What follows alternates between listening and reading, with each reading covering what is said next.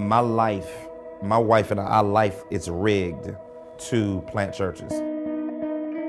Around 2000, I sensed the call where God was working in me, a desire to see churches planted in, urban, forgotten places where people don't necessarily want to go, but there's so much opportunity. I sensed God calling us to Philly, took a site visit, came to Philly. We just began hearing about the poverty rate, how they felt about the church, how Islamic the city is. And it was clear to me that a church was needed to be planted here. I found that this place was 95% unchurched.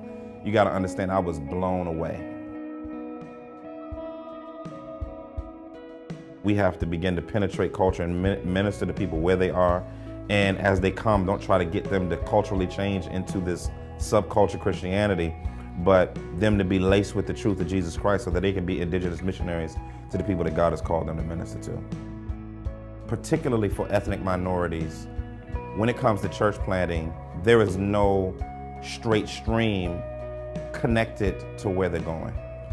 Usually they have to be transported outside of their context in order to be trained. And God had placed in me the conviction based on the New Testament to build out a system that has an open hand. My goal is to plant churches in every needy city where there's a great possibility for gospel fruit.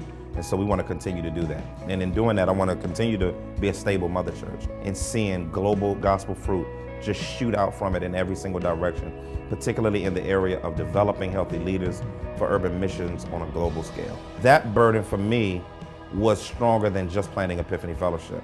A compelling vision for me is local, national, international, Acts 1:8. So for me, I wanted to plant a church that was a pipeline, not a puddle. So we built in a system of internship and residency just to make sure that happens. If I'm doing that for the rest of my life, I can die a very, very happy man. I don't know what church planting looks like outside of being trained to do it by the local church. It's been that much of a blessing for me. This is an atmosphere that is very conducive to being prepared to plant a church. I begin to see the role of a church in a way that I'd never seen it. My heart began to yearn and saying, this is more. The scriptures call us to do evangelism beyond just sharing the gospel, but going and planting churches that are showing off the glory of Jesus Christ through the discipleship happening through the local church.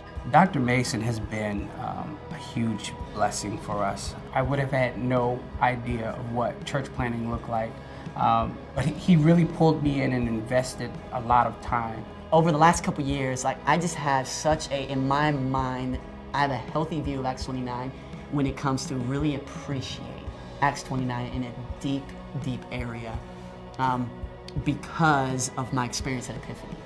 I could go on for days on that, but specifically that application process was very good, and it prepared me more than I can imagine for going. I just have a passion to see churches planted that are driven by the mission of God to utilize without compromise culture, yet being focused, zoom lens in on who Jesus is and his preeminence to share Jesus with people where they live and dwell.